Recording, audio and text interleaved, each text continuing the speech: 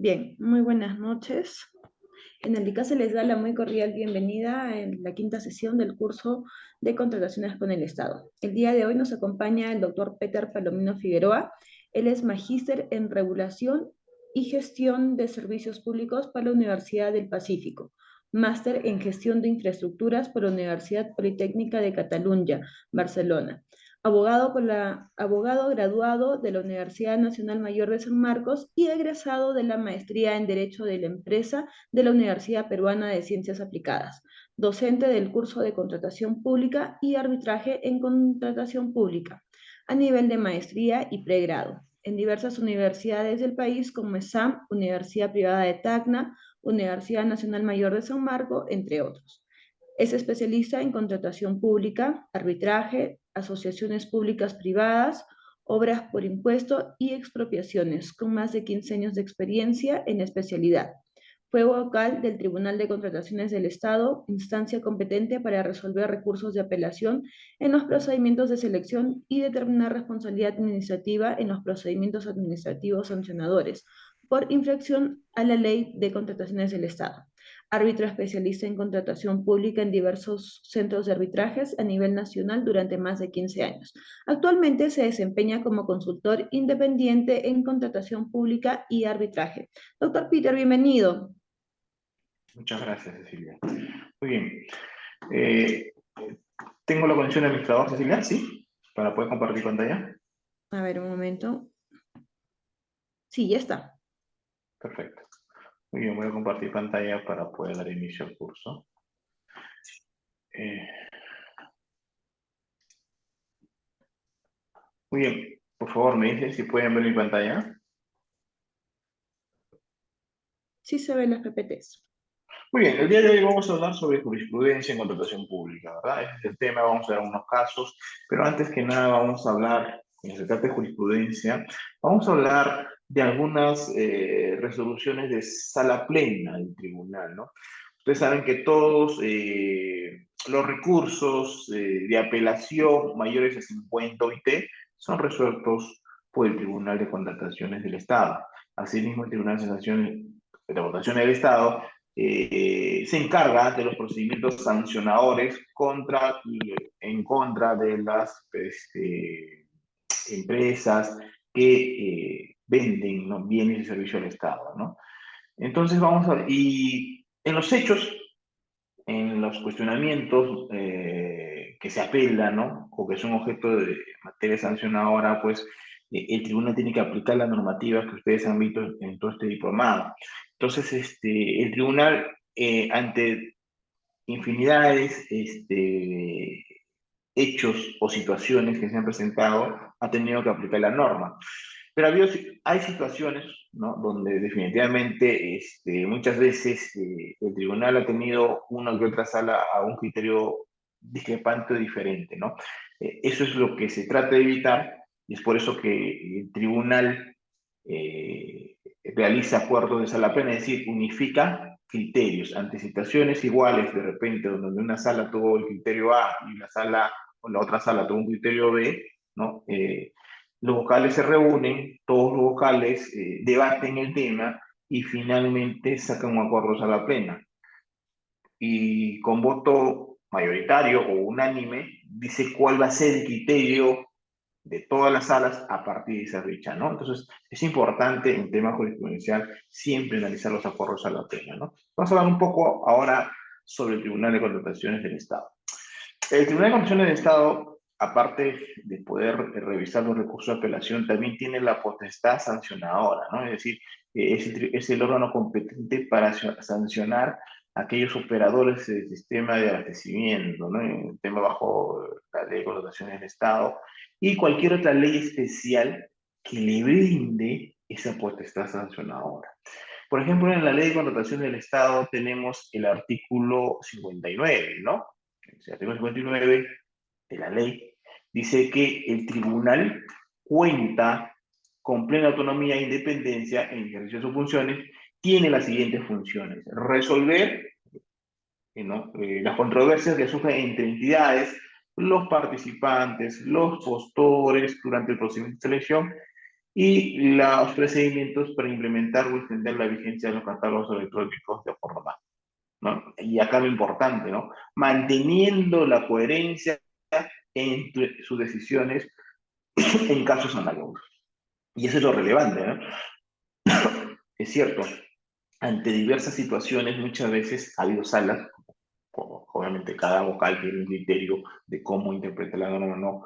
Cada sala trata de sacar un acuerdo, si es posible unánime, si no, cada vocal hará su voto discrepante, pero al final habrá una posición que tome esa sala ante determinados hechos, ¿no? Hay situaciones donde obviamente son tan recurrentes que ya las salas, por acuerdos a la pena anterior, tienen un criterio uniforme, pero pueden darse unas situaciones donde una sala tenga un criterio y otra sala tenga un criterio. Entonces, para eso es el acuerdo a la pena, unificar criterios y no exista, pues, criterios discordantes entre diferentes salas, ¿no? Y eso lo manda el artículo 59. No puede, tiene que mantener coherencia entre sus decisiones en casos análogos. Es una obligación que tiene el Tribunal de Contrataciones del Estado. El artículo 59 dice que el tribunal cuenta con plena autonomía e independencia en sus funciones para aplicar sanciones. El artículo 59, el 59.1 nos dice el inciso A para resolver las controversias mediante recurso de apelación y el inciso B nos habla de la potestad sancionadora del tribunal, ¿no? La potestad sancionadora del tribunal puede aplicar sanciones de multa, inhabilitación temporal y efectiva a los proveedores, participantes, postores, contratistas, residentes y supervisores de obras según corresponda. ¿Okay? Entonces, tenemos las dos potestades que tiene el tribunal: resolver recursos de apelación y la potestad sancionadora. Como ustedes saben, a ver, por favor, hay alguien que ha prendido su micro. Vamos a ver si la podemos apagar. Y ahora sí. Como ustedes saben, la potestad sancionadora solo puede ser designada o asignada por ley. El Tribunal de Contrataciones la tiene bajo la Ley de Contrataciones del Estado. Hace poco, en el tema de emergencia, se han creado ciertos regímenes especiales para contratar. O sea, no se aplica la ley de contrataciones como en el Estado, ¿ok? Pero se ha dado casos que en estos procedimientos especiales creados en el marco de la emergencia, ¿no? Se han dado casos donde postores, por ejemplo, habrían presentado documentos falsos, inexactos, ¿no? Y han querido que el tribunal los sancione. Pero lamentablemente, en estos procedimientos especiales creados por una ley especial, no se le ha asignado la potestad al tribunal de sancionar las infracciones que se cometan en estos procedimientos especiales. Entonces, el tribunal, ante estos casos, ha dicho: no tengo esa potestad sancionadora asignada por ley, por lo tanto, yo no puedo sancionar las infracciones, ¿no? Que se hubieran cometido en estos procedimientos especiales. Por eso es importante siempre, cuando se crea un procedimiento especial, siempre darle esa potestad sancionadora al tribunal, ¿no? Porque si no está asignada por ley, el tribunal no puede sancionar en estos procedimientos especiales aquellos que cometan algún tipo de infracción, ¿no? Como presentar documentos falsos, por ejemplo, muy necesarios. Muy bien, el último acuerdo de sala plena, el último acuerdo de sala plena, es el 03 de 2022, ¿no? Este acuerdo de sala plena, en realidad, señores, ha salido por uno de los casos emblemáticos, ¿no? ¿Cuáles son los casos emblemáticos? Que una empresa de almacén de propiedad de un hermano, de un ex premier, contrataba con el Estado, ¿no? Y también, ¿no? El tema de que varios familiares de congresistas contrataban con el Estado, ¿no? Y si ustedes recuerdan, cuando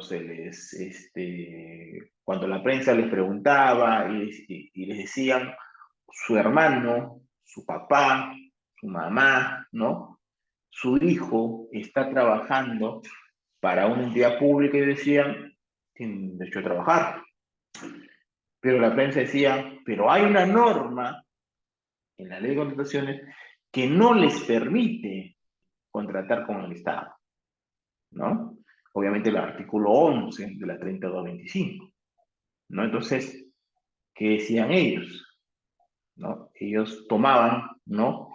Una resolución del Tribunal Constitucional, ¿no? De un caso muy emblemático, el caso del doctor García Belaúnde, ¿no?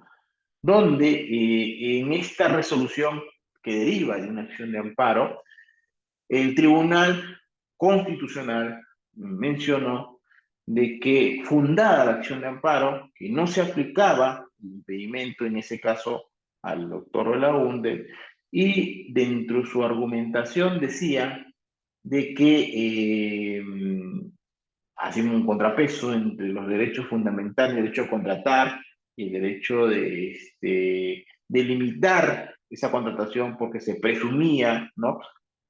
Que por ser familiares, por ejemplo, de un congresista, ¿no? Podía afectarse, ¿no? Por el tema del poder e influencia que puede tener un congresista, ¿no? En el procedimiento de selección, y este procedimiento de selección no iba a ser pues lo más transparente y no se iba a elegir la mejor oferta, ¿no? Entonces, por eso que el legislador limita que en estos procedimientos de selección participen estos funcionarios, sus familiares, hoy en día hasta segundo grado, y sus empresas, ¿no?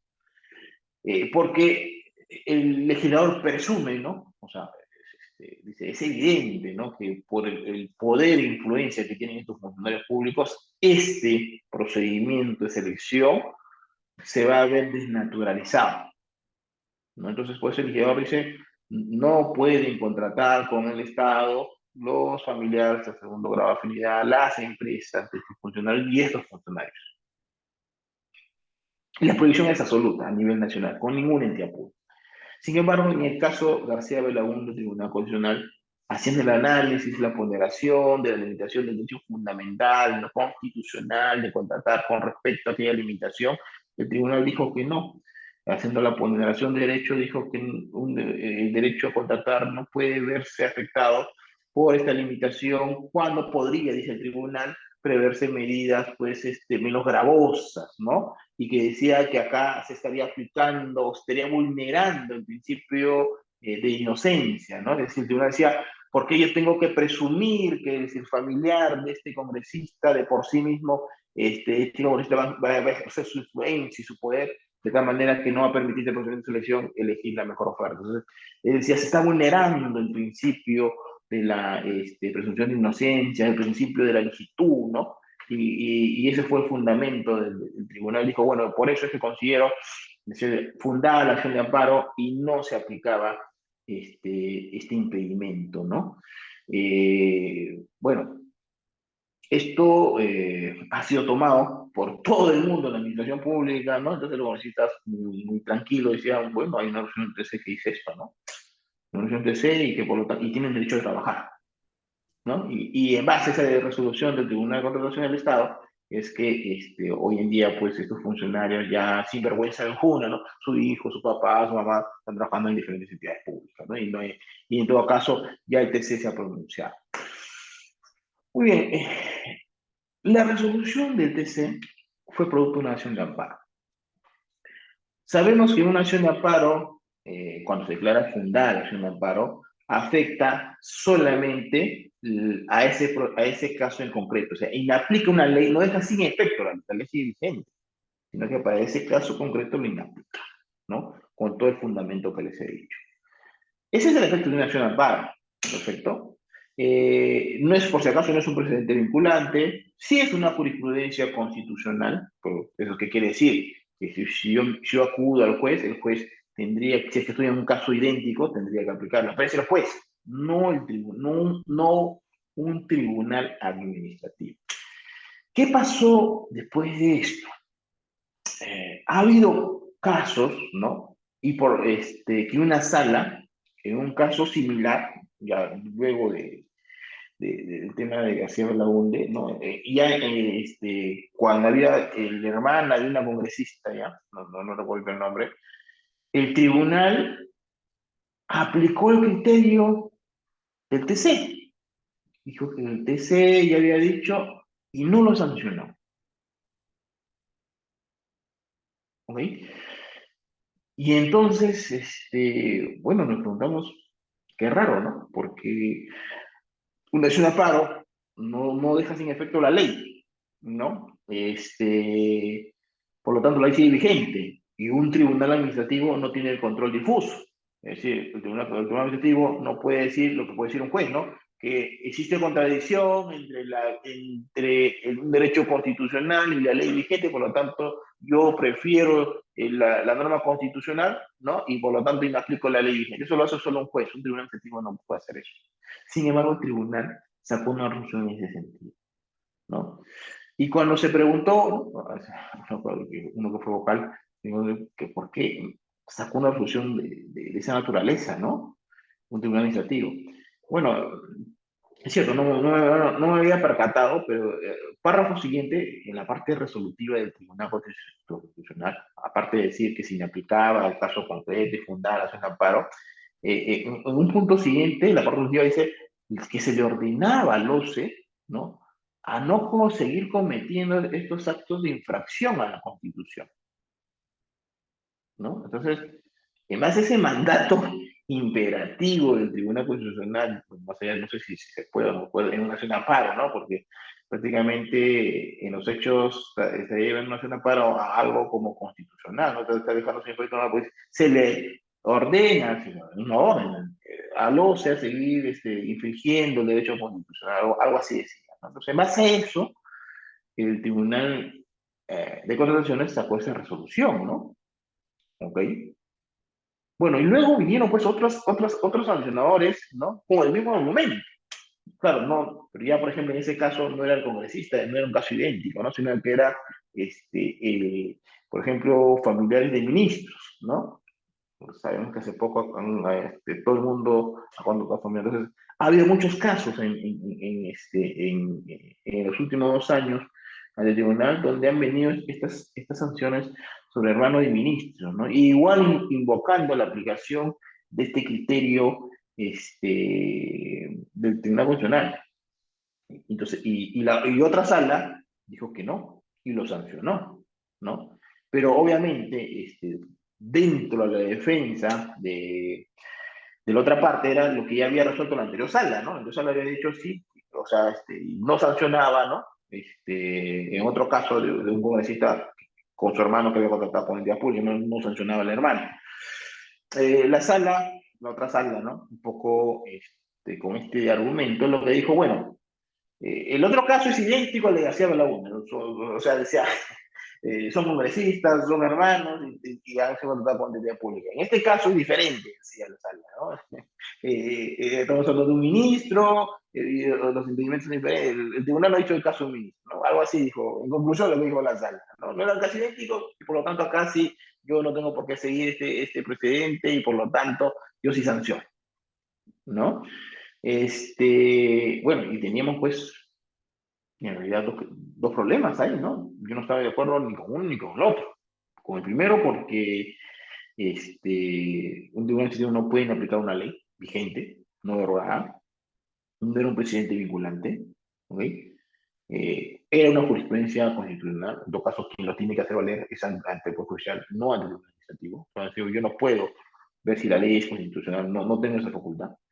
Por lo tanto, con el primero, no estoy de acuerdo. Y con el segundo, ¿no? Diciendo, oye, que no es un caso idéntico, o sea, estaría avalando, o sea, obviamente entre ellos hay cierta protección, estaría avalando lo del otro. O sea, si hubiera un caso idéntico de un congresista y de otro hermano, sí,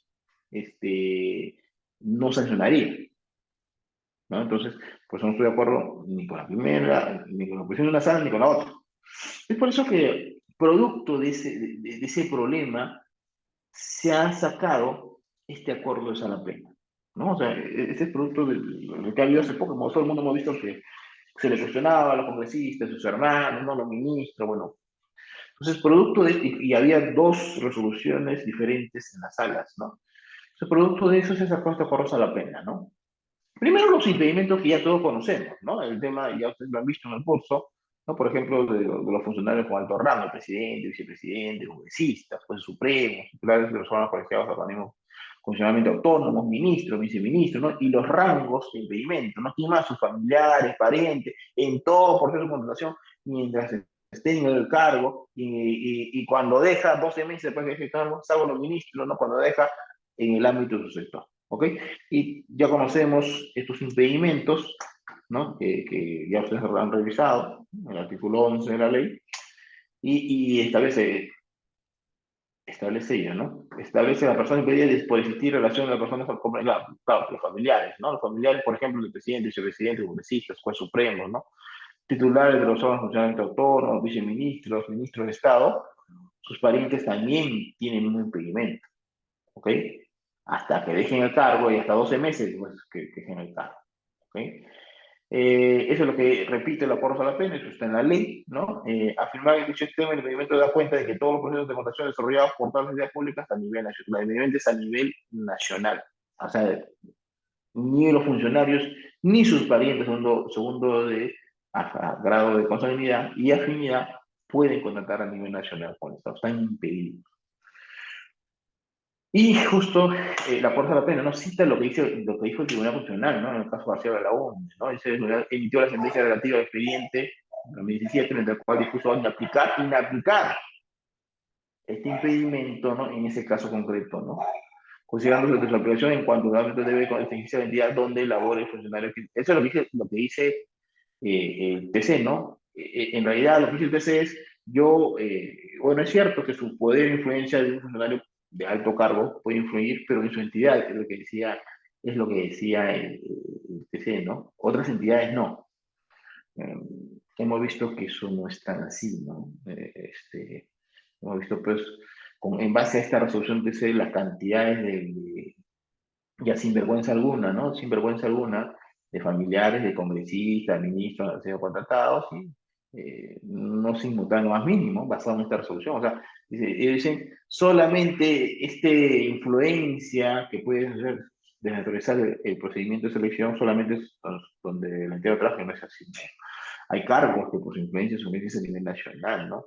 Un presidente, vicepresidente, un congresista, claro que sí, ¿no? Hemos visto, por ejemplo, quiero que te a mi favor, ya contar a tus familiares en todos los niveles del Estado. Entonces, vemos pues que no es como dice el TTC, ¿no?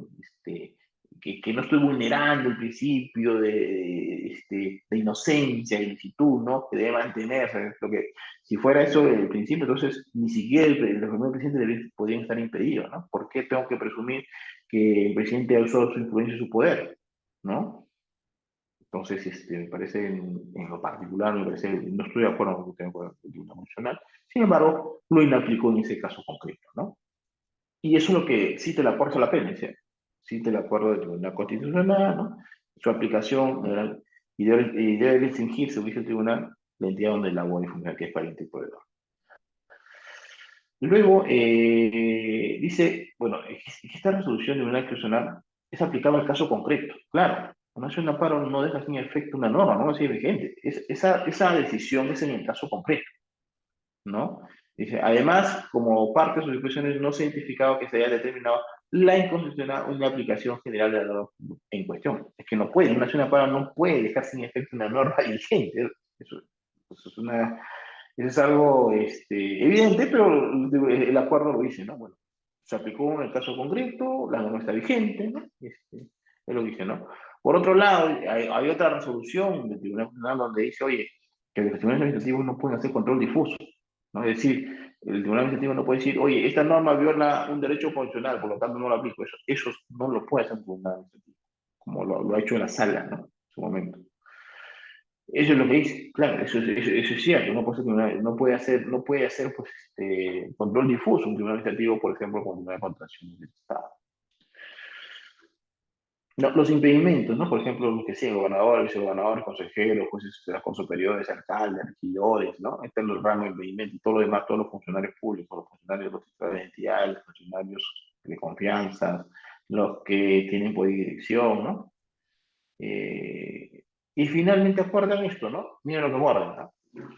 Dice que las personas impedidas por existir una relación con las personas comprendidas en literales A y B, ¿no? Es decir, ¿quién son los A? Los mayores rangos, ¿no? Presidente, vicepresidente, congresista, juez supremo, ¿no? Y la B, ministros y viceministros, ¿no? El numeral lo están respecto del mismo ámbito por igual tiempo. Es decir, ratifica lo que ya está en la ley, ¿no? Es decir, este, ratifican lo que está en la ley. La ley ya dice eso. Es decir, el presidente, los congresistas están impedidos mientras están en funciones de Consejo de Estado y hasta 12 meses después que estén en Estado. Y sus parientes lo mismo.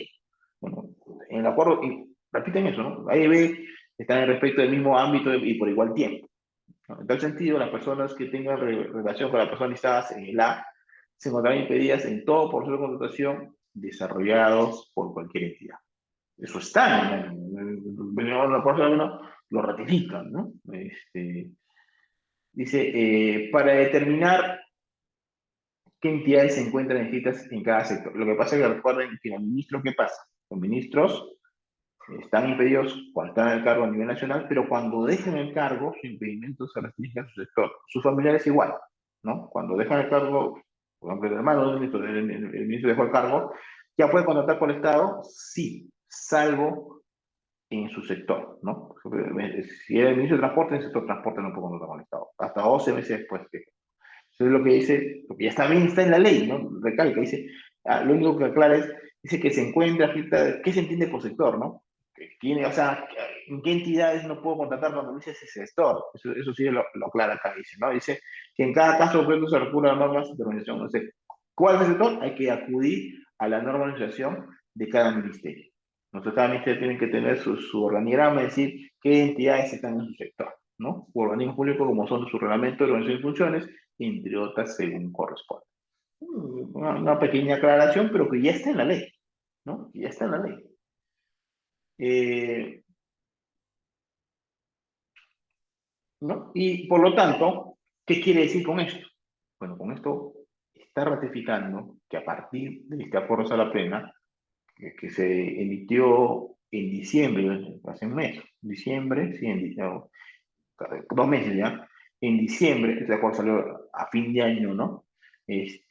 Ahora sí, ¿no? Todas las salas van a sancionar, ¿ya? Así sea el hermano del congresista, de un congresista, casi idéntico, que ha resuelto por el tribunal, bueno, el tribunal testigo no hace control de incluso. Va a sancionar porque hay una ley que dice que se debe sancionar. En todo caso, el que se sienta afectado, ¿no? Interpondrá solución de amparo e ir a un juez, ¿no? Donde pedirá que aplique el control de incluso, ¿no? El juez sí lo puede hacer, ¿no? Y de repente invocará la jurisprudencia del CEP, ¿no? Para ese caso, ¿no? Pero definitivamente no lo hacen, y esta acuerdo vale la pena ratificar eso, ¿no?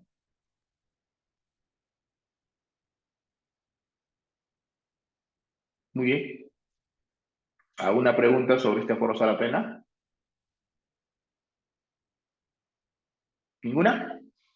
Muy bien, vamos a seguir hablando de otros acuerdos a la pena también importantes, ¿no? Este acuerdo, eh, la 2022 del año pasado también, ¿no? Creo que esto salió en agosto, septiembre más o menos, la 3 salió a fines del 2022. Eh, Establecieron criterios para la configuración de una infracción bastante recurrente. O sea, el tribunal, aparte de documentos falsos, ¿cuáles son las acciones que más se ven en el tribunal? Documentos falsos, inexactos. Y una tercera, ¿no? La más recurrente, es básicamente el tema de sancionar por haber ocasionado que la entidad resuelva el contrato, ¿no? Entonces, si vemos el número de procedimientos sancionadores, la primera está en documento falso inexacto, ¿no? Y en segundo lugar está el tema de sancionar por ocasionar que la entidad resuelva el contrato. Muy bien, sin embargo, en este tipo de infractor, dentro de la casuística del tribunal, ha ocurrido algunos, no problemas, pero sí, digamos, algunos opiniones o decisiones discordantes, ¿no? Entre diversas salas. Sobre todo en el tema de la prescripción, ¿no? ¿Cuándo debe correr la prescripción? ¿No? Eso es muy importante. Sobre esto ha habido opiniones discrepantes en diversas salas y es el motivo básicamente de este acuerdo de sala plena. ¿Ok? Pero para ello han tenido que establecer primero todo del tipo sancionado, del tipo sancionado, ¿no? ¿Qué cosa comprende el tipo sancionado? Entonces ellos primero comienzan sobre el tipo sancionador, ¿no? ¿Cuál es el tipo sancionador? El tipo de infracción. Dice, ocasionar que la entidad resuelva el contrato, coma, incluido acuerdos marcos, coma, siempre que dicha resolución haya quedado consentida o firme en la vía conciliatoria o arbitral. Entonces, el tipo infractor, ¿no? Para que se configure, debería cumplir qué cosa dice acá. Mira, incluso el mismo acuerdo dice, vamos a ver más adelante que este acuerdo es sumamente contradictorio en su mismo considerante.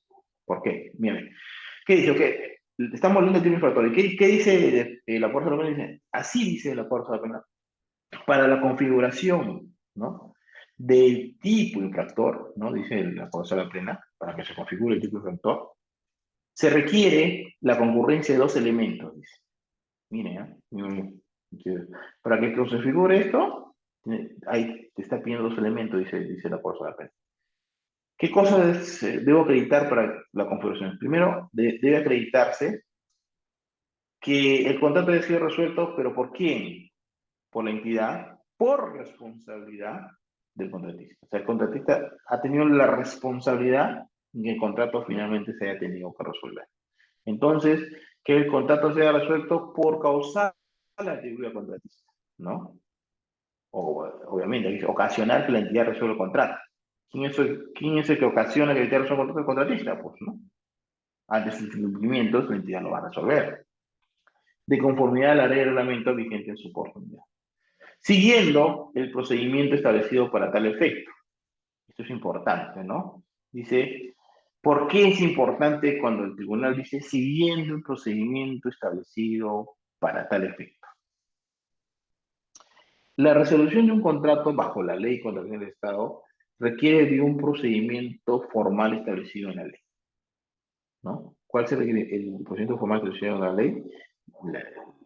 Dice, ante cualquier incumplimiento, ¿no? Cualquiera de las partes le debe enviar una carta notarial requiriéndole a la otra que subsane su incumplimiento y darle un plazo. ¿Cuál plazo? Está establecido en la ley. 5 bienes y servicios y 15 módulos, ¿no? Entonces hay que darle ese plazo. Si vencido el plazo, el incumplimiento continúa, ya puedes recién ahí enviarle otra carta notarial resolviendo el contrato. ¿Ok? Otra carta notarial resolviendo el contrato. Y ese es el procedimiento establecido en la ley. Y es un procedimiento, como es una ley de derecho público, es de obligatorio cumplimiento. O sea, para resolver un contrato que yo tengo que seguir, mejor de contratación del Estado, tengo que seguir este procedimiento.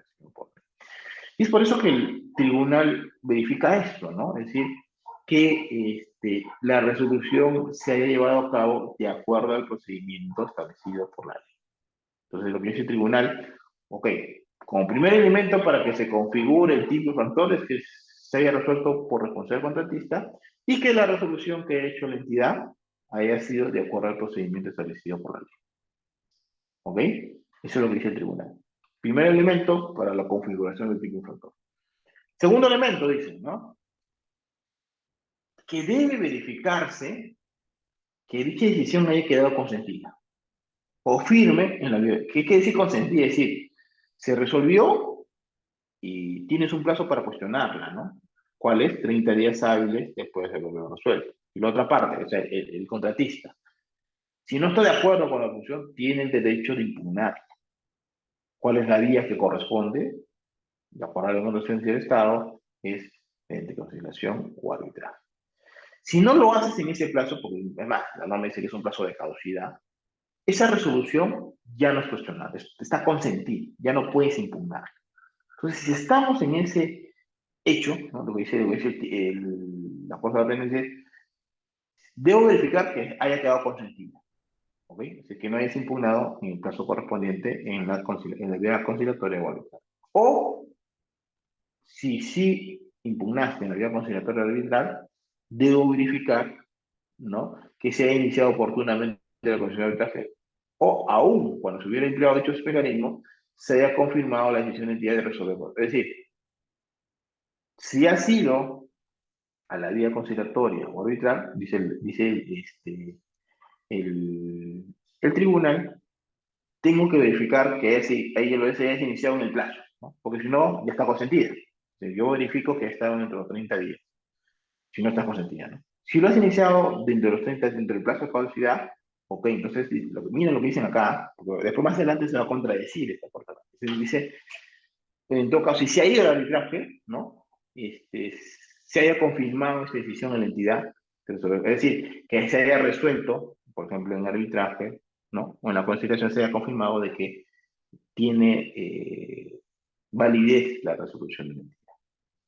Entonces, la Corte Suprema dice dos elementos: que se haya resuelto por culpa del contratista, siguiendo el procedimiento de ley, que esta resolución o ha quedado consentida, ya suficiente para ir para ya estar configurado, o si te has ido a la conciliación al arbitraje, que haya sido confirmada la decisión de la entidad.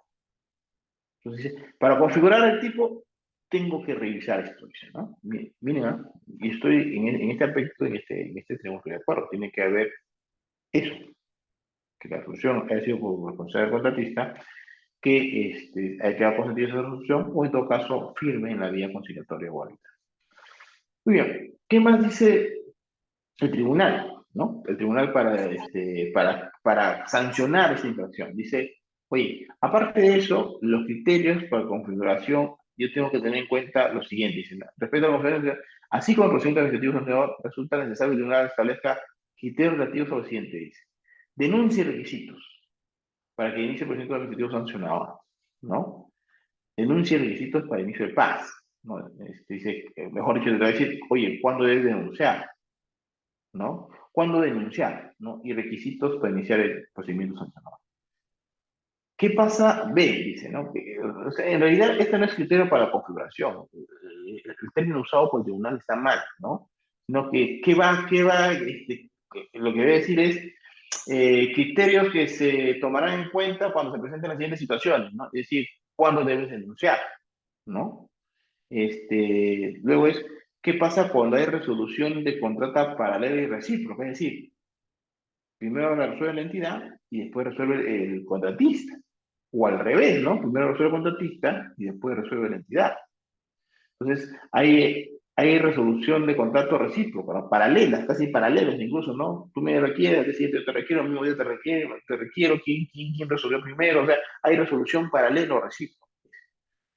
¿Cómo actuar o cuál va a ser el criterio del tribunal de estas situaciones? O sea, no es un tema de configuración, sino de cuál va a ser el criterio, ¿no? Ante los siguientes hechos que se puedan presentar. Denuncia y requisitos. ¿Cuándo denunciar?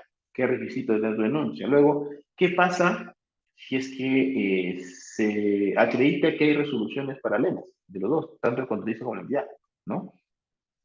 Luego, ¿qué más dice el tribunal? ¿Qué procedimiento se va a aplicar para resolver los catálogos, los contratos derivados del catálogo de Antonio Palomar, ¿no? En caso también que se va a presentar, ¿ok? Entonces, ¿qué situaciones, cuál es el criterio que voy a tener yo como sala cuando se trate de una resolución de catálogo, de contrato del catálogo de Antonio Palomar? ¿Qué otra situación se puede presentar en este tipo de infractor? O sea, que es muy común que se presente. Como decía, es uno de los casos más problemáticos que tiene el tribunal porque se suele presentar este tipo de situaciones, ¿no? Que el tribunal lo está enumerando y va a decir qué va a hacer si se presenta o qué va a verificar ante cada situación. Otra situación que suele presentarse, ¿qué pasa si es que debo no suspender el procedimiento administrativo sancionador? ¿No? ¿En qué casos voy a suspender? Dice el tribunal, ¿no? Porque muchos piden suspensión. ¿Por qué? Porque iniciaron un arbitraje. Dice, oye, yo inicié el arbitraje, iniciaron un sancionador, suspendan, pues hasta que se resuelva el arbitraje. Entonces, Ahí, cuando alguien, un contratista lee esto, ¿no? O sea, vamos a ver cuál va a ser el criterio que va a tomar la sala, si suspende o no, o qué criterio lo va a tomar, va a decidir esto. Luego, otra situación que suele presentarse, ¿no? Es determinar el momento en que se configura la infracción. Eso es importante, ¿no? ¿Cuándo se configura una infracción? Ya hemos dicho cuándo se configura una infracción. La sala la fuerza de orden dice dos elementos. Es decir, que se resuelva por culpa del contratista, siguiendo el procedimiento por ley, y que esté consentida o firme en la vía conciliatoria. Ahí se necesita eso para configurar lo que dice la sala. Pero vamos a ver más adelante qué dice. Dice algo totalmente contradictorio. Me dice, determinación del momento en que se configura la infracción. Dice. Entonces, todos, obviamente, para que haya predictibilidad, todo el mundo tiene que saber cuál es el criterio que tiene el tribunal para decir cuándo se configura o no la infracción. Ya no dijo cuáles son los elementos para la configuración, ¿no? Ahora va a decir cuándo se configura la infracción, que va a romper lo que está establecido acá. Vamos a ver más adelante. Para tal efecto, a continuación abordaremos cada uno de los temas, cada una de las situaciones que suele presentarse. ¿No? Muy bien, la primera situación es, ¿qué pasa cuando hay con el tema de denuncia? Dice, ¿cuándo las entidades, el primer elemento, ¿no? Hay problemas con las entidades. ¿Cuándo las entidades deben denunciar esta infracción? Por ejemplo, ¿no? Desde que la entidad resuelve el contrato, ya debe denunciar este hecho al tribunal o la entidad tiene que esperar que quede consentida. O después que quede consentida, recién denunciar, o si es que se han ido a arbitraje, esperar lo que resuelve el laudo. Entonces, lo que dice el tribunal, oye, tu entidad, ¿cuándo debes denunciar esta infracción al Tribunal Constitucional del Estado? Para mí la respuesta lógica es cuando se configure, ¿no? Es decir, cuando se configura. Con la simple resolución, cuando la resolución quedó consentida, y si se fue a arbitraje, cuando el arbitraje quedó firme, ¿no? Y dice que sí, efectivamente, se resolvió por culpa del contratista. ¿En qué momento debe denunciar? Lo lógico es que la entidad debía denunciar cuando se configura la infracción. Y ya el tribunal dijo cuándo se configuraba, ¿no? ¿Se acuerdan los elementos? Dos. Ok, miren acá lo que dice el tribunal. Entonces, dice, la denuncia que se formulan las entidades contratantes cuando resuelven un contrato por paso de al contratista deben ser puestas en conocimiento del tribunal una vez se haya notificado la decisión de resolver el contrato. Es decir, apenas la entidad notifica la resolución del contrato, debe poner esto en conocimiento del tribunal. Pero la pregunta es, ¿debo poner conocimiento, pero se ha configurado o no la infracción? ¿Se ha configurado o no se ha configurado la infracción? Con la simple resolución ya tenemos infracción y por lo tanto debo notificar al tribunal o no. Porque uno denuncia cuando ya hay un tipo infractor ya concluido, ¿no? Perfecto. Entonces, se da todos los elementos, no cuando está en proceso, ¿no? Porque no sabemos, además, que solamente uno de los elementos se resolvió. La entidad dice que es con la culpa contratista, pero se resolvió, esto lo ha impugnado. Entonces, ¿no? Entonces, ya debo denunciar. ¿Qué dice el tribunal, no? Dice, mire, ante dicho, el tribunal dice, oye, no, tú apenas resuelves, ya inmediatamente me tienes que denunciar, dice el tribunal, ¿no? Tienes que denunciar ante el tribunal. ¿Y por qué? Dice, mira lo que dice el tribunal, ¿eh? Ante dicho acto, considerando la estructura del tipo infractor, dice, considerando la estructura del tipo infractor, dice, se han identificado casos en los que las entidades contratantes formulan sus denuncias con posterioridad al acto de conciliación o laudo. Claro, es evidente, ¿no? Porque el mismo acuerdo al comienzo dijo que para configurar necesito esto, ¿no? Que esté consentida o que esté firme en la vía conciliatoria arbitral. Entonces ahí recién te digo que hay un tipo infractor. Dice el tribunal, se ha dado casos donde La entidad recién nos ha notificado la denuncia con el acta de conciliación o el auto, ¿no? Lo cual dice, puede generar que cuando el tribunal tome conocimiento de los hechos, la prescripción no haya operado. Y acá un poco que nos da un calambre cerebral, ¿no? Dice, si es que todavía no tengo laudo, ¿cómo puede haber ya iniciado el plazo de prescripción, si todavía no se ha configurado la infracción? Un poco, no sé, nos causa dudas esa función, ¿no? Lo cual puede generar que el tribunal tome conocimiento con la prisión haya operado. Oye, pero si recién con el laudo se configuró la infracción, porque eso es lo que dice el tipo infractor. Pues, sin embargo, el tribunal dice no. Puede ser que el tribunal tome cuando ya, o sea, ¿qué cosa debe entender el tribunal?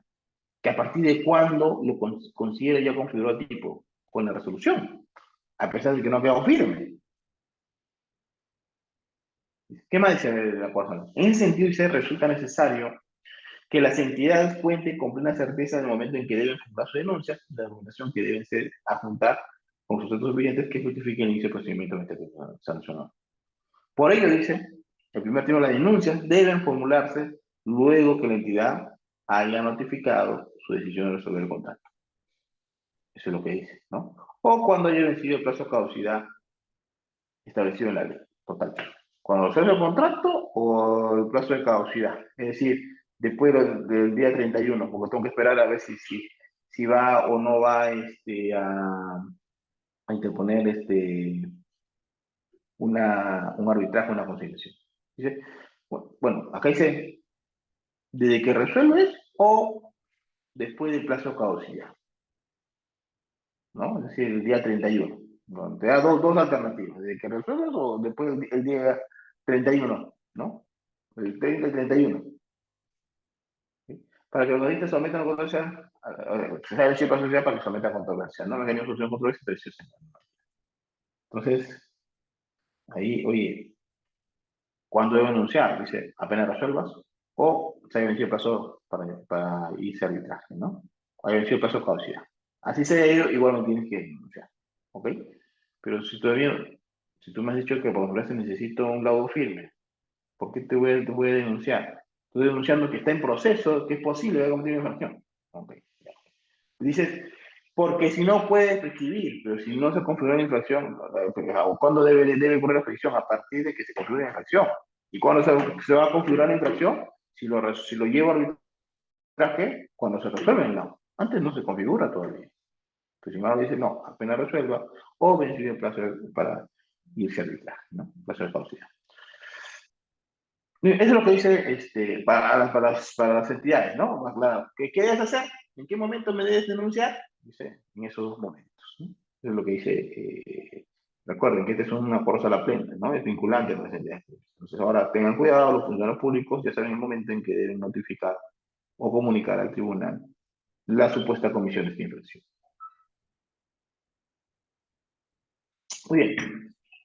Otras situaciones que suelen presentarse en este sancionador, ¿no? Eh, el tema de las resoluciones recíprocas, ¿no? Que de forma paralela, tanto la entidad como el contratista han resuelto el contrato. Muy bien, ¿cómo va a actuar el tribunal ante estas situaciones que suelen presentarse? Son comunes que se presenten, ¿no? Bueno, el tribunal lo que ha dicho es lo siguiente, ¿no? Bueno, lo que ha estado haciendo incluso desde hace años, ¿no? El tribunal primero lo que hace es verificar la primera resolución. Y entonces lo que hace el tribunal es, ok, hay dos resoluciones, casi paralelas, recíprocas, pero primero, ¿quién es el que resuelve primero? ¿Entidad o contratista? Entonces, primero tiene, ¿quién es el que resuelve? Ok. Entonces, primero va a verificar, ¿qué va a verificar? Unos elementos de configuración, ¿no? Que haya sido el procedimiento establecido por ley. Es decir, ¿quién ha resuelto primero? ¿Entidad o contratista? Ok. Trae esa resolución. ¿Se siguió el procedimiento establecido por ley o no? Es decir, requeriste vía notarial en la dirección, le diste el plazo establecido por ley. Ok, se mantuvo el incumplimiento, no fue subsanado y por lo tanto resolviste vía notarial, nuevamente, ¿no? Una segunda carta notarial en el domicilio, está acreditado. Ok, ha seguido el procedimiento. Ok, y esto es importante, ¿por qué? A ver, muchos, ya no fueron tantos, pero antes más, administrados como mecanismo de defensa, ¿no? El tema de los procedimientos sancionadores decían, oye, eh, el sustento para resolver por la entidad no existe, ¿no? Dice que hay un cumplimiento, ese cumplimiento nunca existió. Se argumenta el tema de fondo, ¿no? Por ejemplo, el incumplimiento de no prestar determinado servicio en tal fecha. Dice, oye, no, pero acá está, mira, esta es la prueba. Acá le presté el servicio. Tengo la conformidad incluso. El sustento no es válido. O sea, quieren entrar a discutir el tema, el sustento de la resolución de fondo, ¿no? Y lo que ha hecho el tribunal, ya en N ocasiones, ¿no? Ya eso sí es jurisprudencia reiterativa y unánime en todas las salas, en eso sí no hay ninguna contradicción, es que el tribunal no va, y más, no puede, no está dentro de su competencia, entrar a analizar los temas de fondo si estuvo bien o mal resuelto. ¿Ya? Eso el tribunal para nada lo va a ver. Lo único que va a verificar el tribunal es, ¿existe una resolución? Sí. ¿Se siguió el procedimiento? Sí. ¿Esa resolución está consentida? Sí. Sanción o aplicación. ¿Esa resolución fue impugnada? Sí. Ok. ¿Ya se resolvió en el laudo? Sí. ¿Qué dice el laudo? Es responsabilidad contratista. Ok. Se configuró, te sanciona. O sea, lo que ha hecho el tribunal es, yo no puedo entrar, no tengo la competencia para entrar a verificar si la resolución del contrato estuvo bien o mal, tuvo sustento o no, el tema de fondo. Eso es competencia, lo que ha hecho el tribunal de los árbitros, así lo dice la ley. Eso se va a mediante arbitraje o puede hacer materia de conciliación. Eso yo no entro a revisar, dice el tribunal. Entonces, si hay resoluciones recíprocas del tribunal, yo primero analizo la primera resolución y si todo está ok, se sigue el procedimiento, esa resolución para mí es válida, ¿no? Y por lo tanto, si es que resolvió primero la entidad, voy a sancionarte a ti contratista. Si resolvió primero el contratista, oye, lo que va a decir, tu resolución ya no es válida porque la primera no la impugnaste en su momento, debiste impugnarla, y uno puede entrar a revisar tema de fondo, solamente tema de forma, él la ha resuelto, ha seguido el procedimiento de ley y tú no has impugnado. Por lo tanto, tu resolución posterior no es válida, por lo tanto no puedo sancionar por eso. ¿Ok? Entonces, la primera resolución consentida, ¿no? O firme, esa es la que vale, y si lo ha hecho la entidad, pues sancionar al contratista, si lo ha hecho el contratista, se libera de cualquier responsabilidad administrativa, por lo menos, ¿ok? Eso es lo que dice el tribunal. De esa manera voy a actuar, dice el tribunal, ¿no? Es más, de manera unánime, si van a todas las salas ante qué situación, ¿no? Otra situación que suele presentarse, ¿no? Con respecto a las resoluciones de contratos derivados del catálogo electrónico de acuerdo marco, ¿no? Eh, hemos dicho que la ley establece un procedimiento especial para su contrato, ¿no? Formal, de que el procedimiento notarial, la resolución notarial finalmente, ¿no? En el tema de catálogo electrónico, la resolución no es notaria. Además, ya está la precisión en el reglamento de que no se hace vía notarial. ¿Qué procedimiento se sigue para resolver un contrato derivado del catálogo electrónico de acuerdo marco? En la misma plataforma. Así como una entidad ingresa, por ejemplo, o incluso los proveedores, ¿no? También yo he asesorado a unos proveedores que han resuelto su contrato mediante esta plataforma. O sea, no se remite cartas notariales, ¿no? Sino que usan la plataforma Perú Compras, a través de esta plataforma remiten la comunicación de la resolución del contrato. ¿Ok? Entonces no es vía notaria, sino que se hace en la misma plataforma del catálogo electrónico de acuerdo marco. ¿Ok? Eh, ese procedimiento ya está establecido en el reglamento y por lo tanto esto es lo que verifica el Tribunal de Contrataciones, ¿no? Por lo tanto, para determinar si existe responsabilidad administrativa del contratista por dar lugar a la resolución del contrato profesional a través de una orden de compra que emitía en el marco del contrato de foro marco, el tribunal verifica las acciones registradas en la plataforma. Claro, todo eso se registra en la plataforma. Entonces, el tribunal verifica esto, ¿no?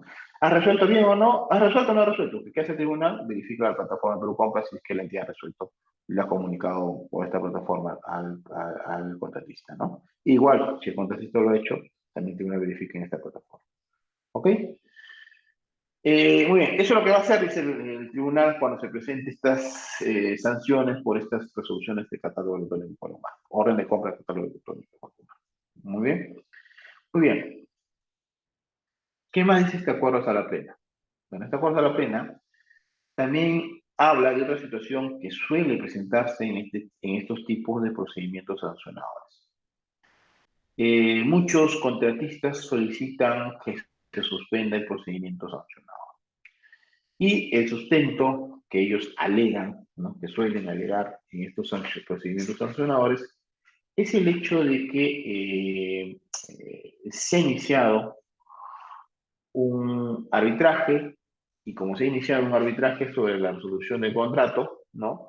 Tu tribunal de contrataciones no puede sancionar, pues, mientras no se resuelva de manera definitiva mediante un laudo, si tengo responsabilidad o no tengo responsabilidad en la resolución que ha hecho la entidad, ¿no? Entonces, esa es la situación que suele presentarse. Muy bien, esta Corte de la Pena establece qué es lo que va a hacer el tribunal ante esta situación, ¿no? Muy bien, y es cierto, hay un artículo del reglamento donde dice que el tribunal puede, ¿no? Eh, suspender el procedimiento sancionador cuando hay un arbitraje en curso, ¿ok? Pero el tribunal ha dicho lo siguiente. Sí, efectivamente, hay un artículo donde yo digo que puedo suspender el PAS porque necesito que ese árbitro se pronuncie, ¿no? En un laudo para determinar si tienes o no responsabilidad. Entonces yo, cuando se da ese caso, puedo suspender. Pero ¿qué dice el tribunal? Dice, yo lo puedo hacer siempre que yo haya verificado previamente que se ha iniciado el, el arbitraje dentro del plazo correspondiente. Es decir, lo que dice el tribunal es, yo voy a verificar, ¿no? Si es que iniciaste el arbitraje dentro del plazo de caducidad. De tal forma que si has iniciado el arbitraje el día 31, no tengo por qué yo suspender ese trono. Yo voy a continuar, porque yo he verificado de que lo has iniciado después de haber caducado el plazo para iniciar, ¿no? ¿Por qué? ¿Qué pasaba? Muchos contratistas, con tal de dilatar la sanción, en la dilatar, después de 3, 4, 5 meses, un año, cuando recién se iniciaba todo este sancionador, iniciaba un arbitraje, ¿no? Pero es evidente que estaban por el plazo. Pero igual, ellos iniciaron un arbitraje, querían dilatar la sanción y decían, oye, esto es arbitraje. El árbitro es el que va a decir si tengo o no responsabilidad. Por lo tanto, suspende, espera lo que diga el árbitro. Entonces, ante estas situaciones, esta cosa que nos dice, no, lo que yo voy a hacer cuando tú me dices que te haces un arbitraje, lo que voy a hacer es verificar que se ha iniciado dentro del plazo. Y entonces yo como tribunal verifico si es que he iniciado dentro del plazo, y si es iniciado dentro del plazo, recién ahí voy a suspender. Pero está en cuestionamiento si estoy dentro del plazo o no. No incluso puede haber una controversia en el arbitraje si está dentro o no dentro del plazo, ¿no? Iniciar, por ejemplo, el arbitraje, ¿no? No sé, pues, eh, a veces hoy en día ha habido varios feriados para el sector público, ¿no? Esos feriados también es válido para el sector privado, no es válido para el sector privado. Y de repente puede entrar cuestionamiento ahí si estoy o no dentro del plazo. El tribunal ya dice, no, yo verifico los plazos y si para mí está consentido, ya está, ya caducó tu plazo, ya venció tu plazo, yo continúo. No. Entonces, yo como tribunal soy quien verifico si está o no vencido el plazo. ¿Ya? Más allá de lo que diga el árbitro, ¿ok? Es lo que dice la Corte de la Pena. En los casos de reducción del contrato fue cuestionado antes de que vence el plazo de caducidad establecido, entonces lo que dice, okay, cuando yo tribunal verifico que el cuestionamiento a la resolución fue antes de que vence el plazo, yo voy a suspender, ¿sí, no? Como está dentro del plazo, de acuerdo a mi propio cómputo, yo tengo que esperar que finalmente resuelva el árbitro, ¿no? Dice, de manera concordante con ello, cuando se verifique que ha transcurrido el plazo de conciliación sin que el contratista haya sometido controversia a la conciliación o a conciliación o arbitraje, aun cuando posteriormente hayas iniciado la conciliación o arbitraje, no corresponde suspender. ¿Ya? Entonces dice el tribunal, yo voy a verificar y si yo determino que estás dentro del plazo, suspendo. Si no, así lo hayas iniciado, si yo determino que es con fecha después, posterior a la caducidad, yo continúo. Entonces en este acuerdo de sala plena, y esa es la regla que ahora todas las salas observan, ¿no? O sea, ellos hacen el cómputo. Y si ellos determinan que estás dentro del plazo, suspende, y si no, continúa. ¿Ok? Y si suspenden también, obviamente, la prescripción y esperan que se laude, ¿no? Para ver si hay o no responsabilidad. ¿Ok? Con respecto a la firmeza de resolución contractual a la que debe examinar y cuando se haya concluido el proceso arbitral, cuando termine el arbitraje con la emisión de la efectiva, el tribunal considera que la decisión de ser caso ha quedado firme. Y eso es importante. ¿Por qué? Porque muchos, para dilatar este tema que hacen, se van a una anulación, ¿no? Y creen que con eso, todavía, ¿no? Para dilatar más el sancionador, todavía no puede iniciarse un sancionador. Y no es cierto. ¿Qué te dice la ley de arbitraje? La ley de arbitraje te dice que el laudo causa efecto. Así se va a ir un recurso de anulación. La única forma que suspendas tú los efectos de un laudo es que lo ordene un juez como una medida cautelar, ¿no? Pero así te vayas a un recurso de anulación, el laudo corta efectos y es eficaz. ¿Correcto? Entonces, pues eso que dice el tribunal, dice, así te haya sido a una anulación, si ya tengo laudo, yo considero que ya está firme, ¿no? Y por lo tanto, continuaré con el sancionador. Así te haya sido anulación. ¿Ok?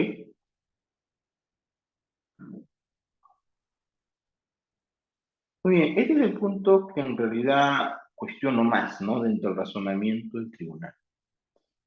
Porque es contradictorio a la primera premisa de determinar cuándo se configuraba el tipo de factor, ¿no? ¿Me acuerdan cuál era? Que sea resuelto por responsable contratista, que se haya seguido el procedimiento establecido en la ley, ¿no? Formal, y que esté consentida, ¿no? O si se fue arbitraje o conciliación, quedó firme. ¿No? Eso es lo que ha dicho al comienzo de la Bolsa de la Pena, pero ahora miren, esta parte es contradictoria con esa parte que es totalmente lógica, ¿no?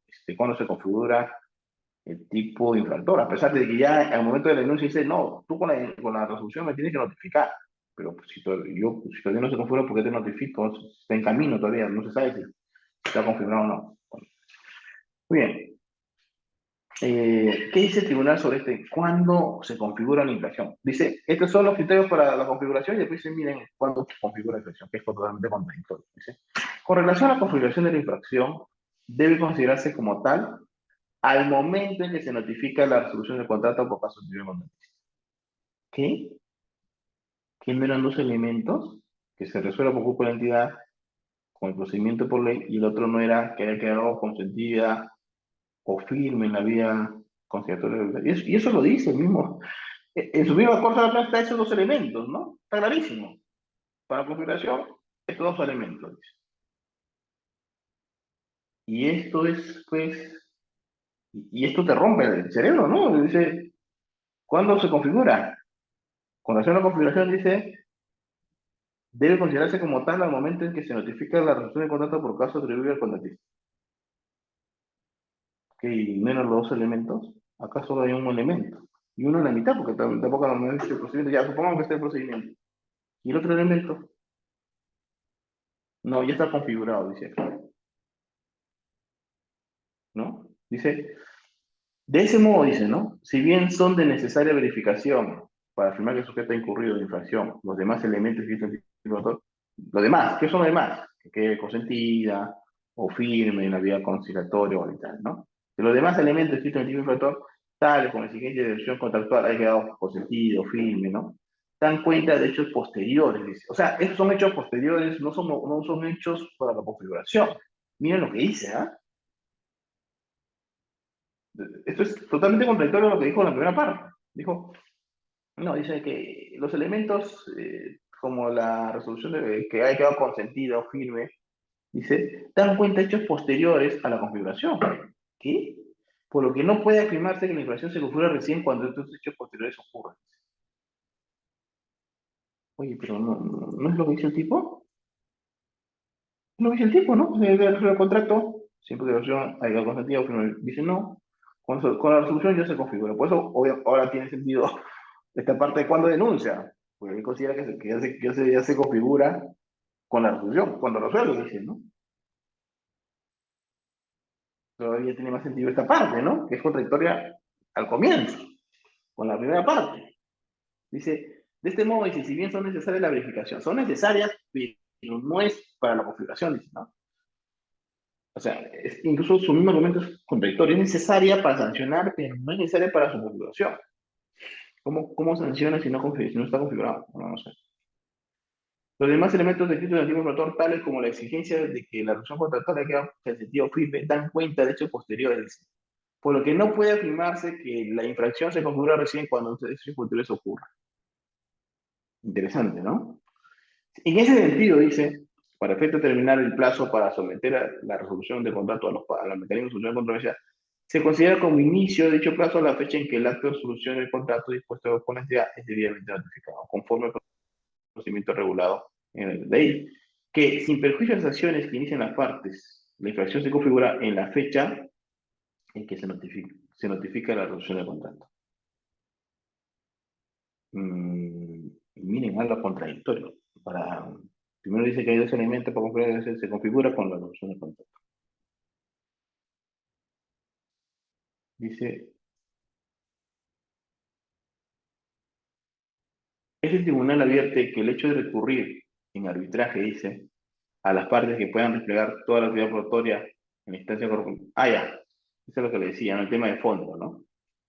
Pero eso, el tema de cuándo se configura está totalmente, en mi punto de vista, ¿no? Obviamente de la lógica, que se configura solamente la mitad de los factores ya está configurado, lo demás es un relleno, ¿no? Que es para de repente determinar, para sancionar. ¿Cómo sanciona si no está configurado? Si está configurado ya sanciona. Es totalmente contradictorio este argumento de la fuerza a la pena, ¿no? Ahora, con respecto al arbitraje, ¿no? Se inició un arbitraje. Es tribunal se advierte que el hecho de recurrir en un arbitraje permite a las partes que puedan desplegar toda la actividad probatoria en la instancia correspondiente, claro. En el arbitraje tú vas a ver si está bien o no resuelto y dentro de tu cuestión, ¿no? Fue o no atribuida contratista, de manera que tenga garantizado su derecho de debido proceso y de defensa. En consecuencia, si atendieron los objetivos propios de los procedimientos sancionados, o sea, cuando compete a mí como tribunal, el análisis de que se realice sobre los hechos denunciados, como los descargos o aclaraciones que exponga el denunciado sobre si tuvo o no sustento la resolución, únicamente tiene por objeto dotar a los magistrados de una instancia en que se valoren los hechos presentados como atenuantes. O sea, en un sancionador, por si acaso, si tienes o no, puede ser considerado como atenuante, pero ya es una infracción, ¿no? En consecuencia, lo expresado en el procedimiento administrativo no corresponde, eso deja claro el tribunal, ¿no? No corresponde evaluar la decisión de la entidad. O sea, si tiene sustento o no su resolución de contrato. Tuviste que haber ido a un arbitraje para discutir eso. Acá en sancionado yo no discuto eso. Cuyo es necesario para determinar la sanción administrativa, verificar que esa decisión haya quedado. Yo lo que verifico es, ¿se resolvió? Sí. ¿Se siguió el procedimiento? Sí. ¿Está consentida? Sí. Okay. ¿Hay un lado firme? Sí. Okay. Sanción, ¿no? Dice, verificar que esa decisión haya quedado consentida o por así iniciar los medios de solución dos veces que hayan quedado firmes, ¿no? Y nuevamente contradicción, ¿no? Se configura con la solución, pero para sancionar necesita todo lo demás. Es totalmente contradictorio, no tiene sustento ni lógica lo que dice, ¿no? Pero al final dice, cuando yo sanciono cuando verifico esto, ¿no? Incluso los requisitos que para el tribunal no es requisito de configuración, pero sí para sancionar, ¿no? Muy bien. Muchos acuerdos a la plena importantes porque, como les digo, el tema de resolución de contrato es uno de los sanciones muy recurrentes en el tribunal, ¿no? Muy bien, otra cosa a la plena, ¿no? Le fuerza la pena para establecer criterios para acreditar existencia de contrato en relaciones que se refiere literal a la mineral. Ok. Eh, ¿Qué pasa con aquellos contratos que están fuera de la ley de contratación del Estado, ¿no? Es decir, cuando, recuerden, yo sanciono incluso por aquellas altas infracciones que están incluso por debajo de las 8 IT, ¿no? Cuando responde a la Comisión Administrativa por la Comisión de Infracción actualmente identificada en el literal C, 50.1 del tubo de la ley, consiste en contratar con Estado estando impedido, contratando con estando impedido conforme a ley. Al respecto, conforme a las letradas uniformes del juez tribunal, para confirmar que se ha configurado la mencionada infracción, la sala cada procedimiento sancionador verifica necesariamente la congruencia de dos situaciones en cada caso. Primero, verifica si existe un contrato entre el proveedor y alguna entidad. ¿Cómo sanciono yo por estar impedido, ¿no? O sea, contratar con el Estado estando impedido, ¿no? Primero, tengo que verificar dos situaciones, ¿no?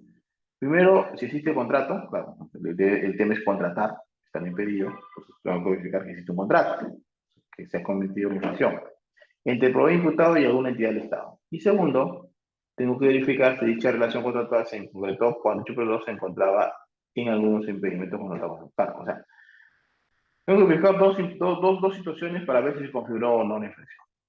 Que existe un contrato entre la entidad y este contratista. Y segundo, que cuando firmó el contrato, se estaba impedido contratar. Entonces, si es así, le voy a aplicar la sanción correspondiente. Entonces, esas dos cosas tengo que dilucidar en un procedimiento sancionado. Muy bien. Con respecto a las contrataciones, ¿no? Por ejemplo, menores a 8 IT. No se aplica el procedimiento establecido en la ley, está fuera de la ley, ¿okay? Pero sí es materia de sancionador, puede ser sancionado por el Tribunal Constitucional del Estado. Y una de las infracciones que yo sanciono por estas contrataciones menores a 8 IT es contratar estando impedido. Entonces, ¿qué es lo que yo verifico normalmente para sancionar a alguien que ha contratado estando impedido? Primero, que haya contratado, y segundo, en qué momento de contratar está impedido, ¿no? Entonces, ¿qué pasa en estas contrataciones donde son menores 8 IT? ¿Qué quiere decir esto? Que no se aplica todo el procedimiento establecido en la ley, ¿no? Sí, estas contrataciones menores a 8 IT, generalmente la mayoría, no todas las entidades tienen una directiva de cómo contratar, ¿ok? Y esto es importante porque ¿cuándo digo yo en estas contrataciones que ya tengo contrato? ¿No? ¿En qué momento? ¿No? ¿En qué momento? En la ley de contratación está claro, cuando firmo el documento o recibo la orden de compra de un servicio. Pero como estos procedimientos de contratación no están bajo la ley de contrataciones, sino que están sujetas a directivas, ¿no? ¿En qué momento podemos decir que tenemos contrato? ¿No? Es más, porque dice, no siempre permite obtener una orden de compra o servicio y aun cuando esta puede ser obtenida, no siempre se permite que haya sido recibida por el proveedor. De acuerdo, la ley de contratación dice de que la orden de compra o orden de servicio haya sido recibida por el proveedor para montos menores a 200.000 soles. ¿No? Yo puedo perfeccionar esa manera de contrato. Pero en estas contrataciones no sé usted cómo la perfección, ¿no? Porque muchas veces no se obtiene la orden de compra o orden de servicio, ¿no? O aún teniéndola, no hay forma de acreditar que haya sido recibida por el proveedor, ¿no? Entonces, ¿en qué momento entiendo yo en estas contrataciones que ya tengo un contrato? Porque en estos procedimientos no siguen pues la ley y el reglamento, ¿no? Que dice cuál es la formalidad para contratar. Entonces, si no hay esa formalidad, ¿a dónde recurro, no? Bueno, ¿y cómo pruebo, no?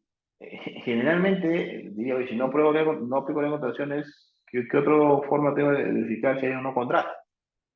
¿No? Si hay una relación contractual. Si no está regulado por la ley, ¿qué debe aplicar el Código Civil, no? Bastaría con el acuerdo de voluntades, ¿no? Pues ya no aplico la contratación, sino que la directiva, ¿no? Muy bien, y si la sala, a cargo del presidente sancionador, puede recurrir a la dirección de otros documentos que permitan afirmar que existe una relación contractual en el diálogo. Claro, claro. Y como no hay una formalidad, yo puedo recurrir a cualquier documento de protocolo que verifique que es una relación contractual entre contratista y la entidad. Dice, estos documentos son aquellos emitidos tanto por la entidad como el contratista y que están relacionados con actuaciones propias del procedimiento destinado al pago de las prestaciones contratadas. Desde las cotizaciones, ¿no? O sea, ¿qué documento me sirve para ver si hay contrato? No, en estos tipos menores a 8 IT que no están regulados por la ley. Bueno, las cotizaciones, las facturas, ¿no? Lo reciben muchas veces no hay ni orden, ¿no? Entonces, y si hay orden, de repente nunca le han remitido al proveedor, ¿no? Entonces, ¿cuándo podemos decir que hay contrato? Si hay una relación contractual, bueno, hay un medio probatorio, ¿no? Las cotizaciones, las facturas que se han emitido, los recibos con horarios emitidos por proveedor, ¿no? Hasta la constancia de prestación, de repente, ¿no? O sea, que se ha emitido después de que ha cumplido con la prestación. ¿Ok? Entonces, a recurrir a otros medios probatorios para ver que hay una relación contractual, ¿no? Incluyendo la conformidad del área usuaria, ¿no? Claro, se entrega los bienes, de la conformidad de documentos de orden financiero emitidos por las entidades que intervienen en el flujo, que finalicen el pago al proveedor, entre otros. Documentos que pueden ser valorados de manera individual o conjunta son corresponden a cada caso. Es decir, a ver, en esta condición de menor circuito, ¿cómo se crea una relación contractual? Bueno, hay diferentes documentos que crean una relación contractual, ¿no? Por ejemplo, las órdenes, oye, pero la orden nunca me han notificado, porque hay una orden, ahí de repente hay una cotización, hay facturas que ha sido recibido por este servicio, por este bien, ¿no? Y cualquier otro documento que le lleve, que pueden ser valorados, o sea, ahí tiene que valorar el tribunal de manera conjunta o individual si es que están fehacientes. Por ejemplo, la constancia, ¿no? La constancia de prestación emitida, ¿no? Emitida por la entidad y de repente recibida por constancia ya acredita que hubo una relación contractual, ¿no? Entonces, van a valorar de manera conjunta e individual, ¿no? Para que el tribunal se genere convicción si existe o no un contrato. Lo primero que tiene que verificar para sancionar esta infracción, ¿no? ¿Qué más dice el tribunal? ¿Qué pasa con estas contrataciones menores a 8 IT que no tienen la forma establecida por ley? En los procedimientos administrativos sancionadores iniciados para determinar la responsabilidad de la comisión, de administración, ¿ok? La existencia del contrato en relaciones a lo que se refiere literal A, es decir, menores a 8 IT, puede acreditarse, dice, mediante recepción de la orden de compra de servicios o con otros documentos que evidencien realización de otras actuaciones. O sea, claro, no siempre te notifican, ¿no? Cualquier otro documento, ¿no? Entrega, cargo, ¿no? Siempre que estos medios probatorios permitan identificar de manera fehaciente que se trata de la evaluación de la que se atribuye responsabilidad, ¿no? Dice que por la falta de entrega de tal bien, ¿no? De un televisor que costó, pues, definitivamente menos de 8 IT, ¿no? O de 10 televisores, que costó menos de 10 IT, ok. Tengo el cargo donde recibo el ingreso, ¿no? Y ya ese documento, ¿no? Tengo la factura que ha emitido, y debe haber una relación contractual, definitivamente, por la adquisición de estos 10 televisores, por ejemplo, ¿no? Para poner un ejemplo, o cualquier otro bien. Los televisores están por catálogo electrónico. O cualquier otro bien, ¿ok? Este, entonces, todos estos documentos deben generar certeza de que hay una relación contractual por esos bienes, por esos servicios, que es materia de la sanción. Ok, entonces, en este tipo de contrataciones, de cualquier otro mecanismo regulatorio, que me dé certeza de que hay una relación contractual. ¿Ok? Individual, y valorada de manera individual o de la conjunta. Bien, otro acuerdo de sala plena también interesante, es el tema de los impedimentos, ¿no? También sobre el alcance de la competencia territorial, ¿no? Eh, Sobre todo esto en el tema de alcaldes y de regidores, ¿no? Hemos dicho, por ejemplo, que el regidor, mientras ejerce el cargo, está impedido a nivel nacional, pero sus parientes no, ¿ah? Sus parientes, el nivel de impedimento se restringe. Mientras ejerce el cargo, se restringe al ámbito territorial, ¿no? De su competencia territorial. Gobierno del Cusco, donde toda la competencia titular del gobierno de Cusco, ¿no? Su hermano Cusco. Pero puedo contratar con otras entidades establecidas en otro territorio, ¿no? Entonces, ahí hay un tema que se entiende por competencia territorial, el tema de sancionar, ¿no? O sea, si cumple o no la infracción. Entonces, dice, con lo que debe entenderse que el ámbito de competencia territorial, que forma parte de los impedimentos, ¿no? Para los jueces y funcionarios públicos cuya competencia es de menor alcance respecto a la competencia de la entidad contratada. Razón por la cual, por el funcionario dispuesto, surge la necesidad de emitir, acá se la menciona, un acuerdo de sala plena que interprete de modo expreso, con carácter general, dicho qué cosa es el tema de competencia territorial, ¿no? Ese es el impedimento, ¿no? Por ejemplo, lo que decíamos, de los gobernadores, alcaldes, ¿no? Sus hermanos o parientes, solo están restringidos en la competencia territorial.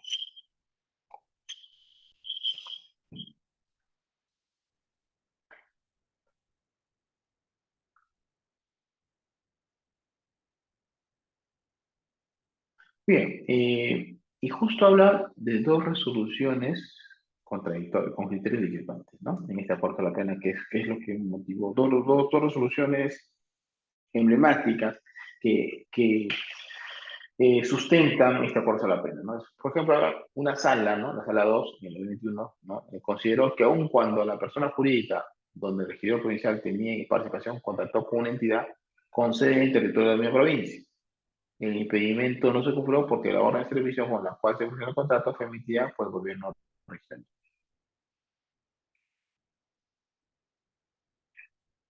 Donde con sede en el territorio de la misma provincia, el impedimento no se cumplió. Ajá, ok. Ok. Eh, este era un regidor provincial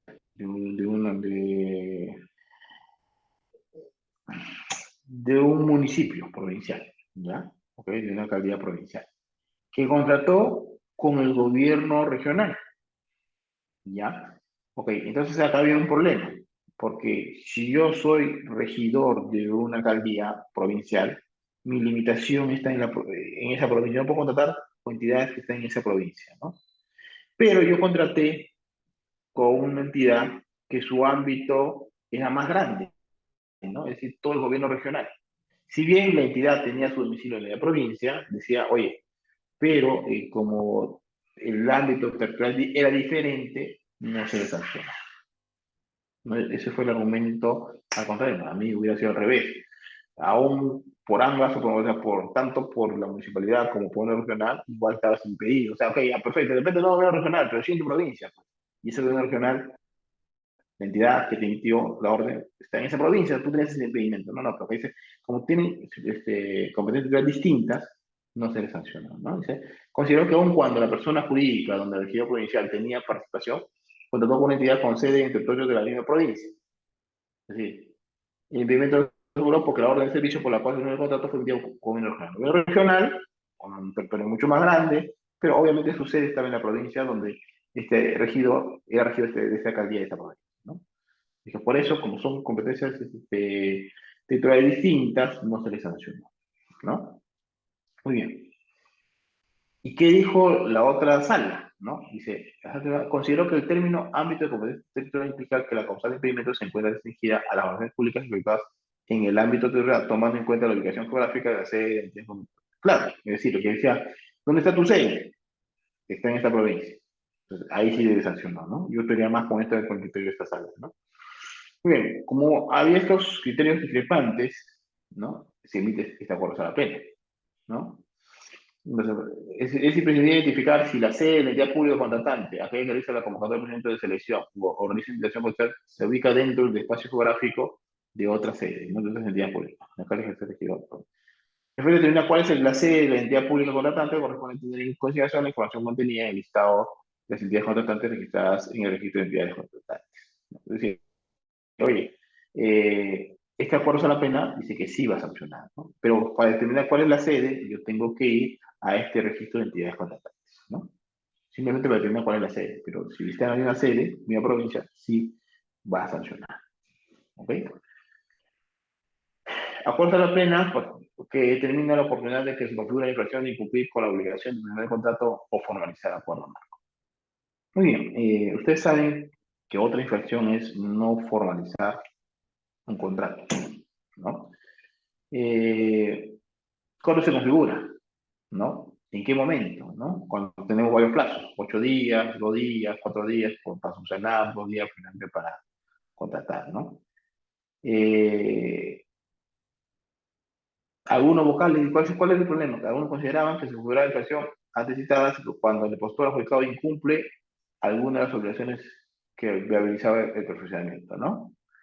Otros vocales consideran que dicha configuración en todos los casos, aun cuando no hayan desplegado acciones para realizar El procedimiento del contrato tiene lugar en la fecha en que se cumpliría el plazo máximo previsto en la normativa para tal efecto. Se venció a plazos, ¿no? Okay. Me parece que es la posición más acorde, ¿no?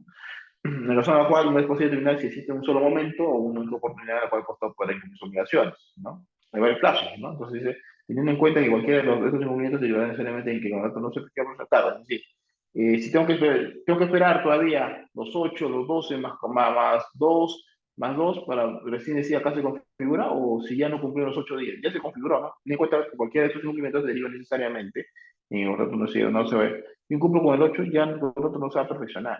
No tengo que esperar que pasen los otros 2 días, ¿no? Que la entidad va a verificar o no, ¿ok? No es necesario que se transcurra plazos adicionales. Eso es lo que dice básicamente la Corte Sala Penal. Muy bien, la notificación del inicio del procedimiento sancionador, el OCO actualmente tiene su casilla electrónica, pero para que esté válidamente notificado por casilla electrónica, tiene que haber una autorización expresa. Si no hay autorización expresa, se tiene que notificar de manera personal, ¿no? Es decir, ir a tu domicilio, decir que no sé si no estás, dejarte un preaviso y volver a ir, ¿no? Ese es el proceso. Solamente puede notificarte de manera electrónica aquellos que finalmente han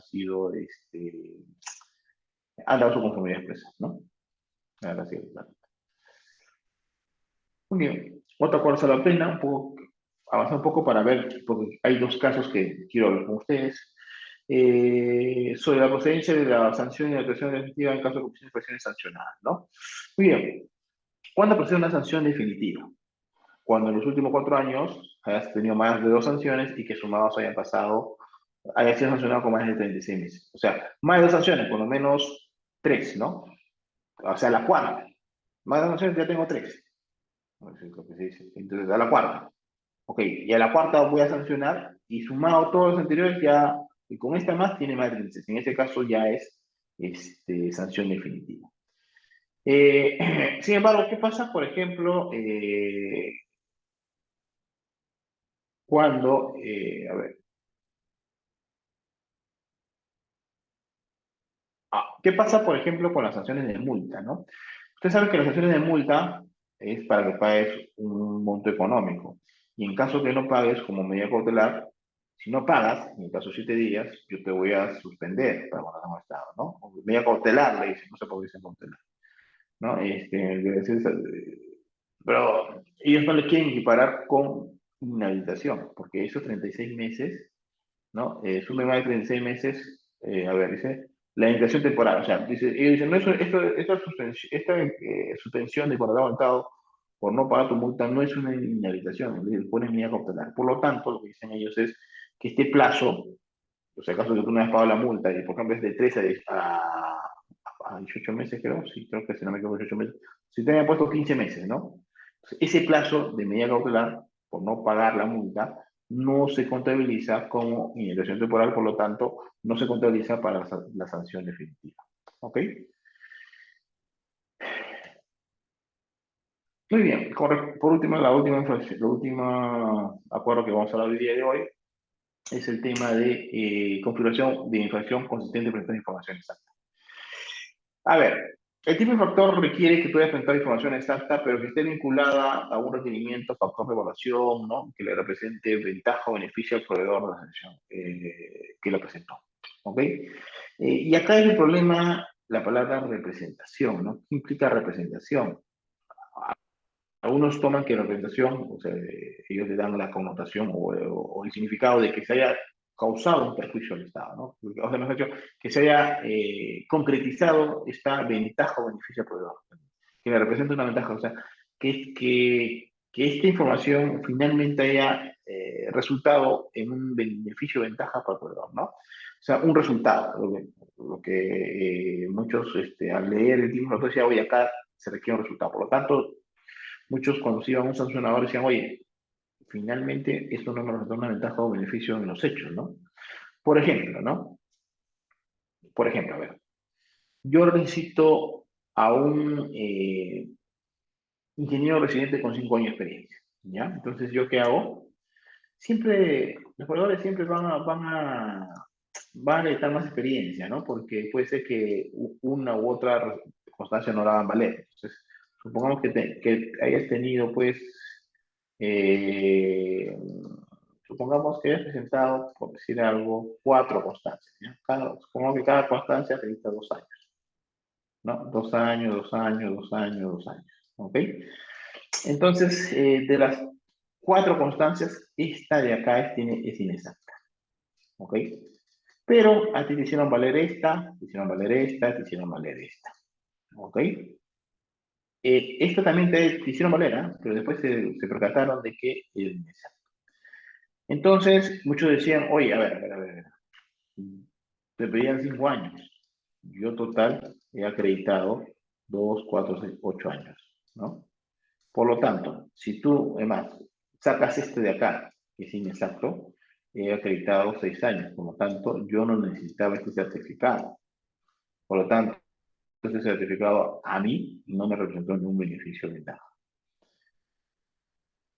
¿Ok? Y decía, como no recibió ese beneficio de ventaja, por lo tanto no se configura la licitación. Entonces el tribunal ha tenido que sacar una solución de acuerdo a sala plena diciendo, oye, a ver, un momento. Tú estás leyendo mal el tipo, dice el tribunal.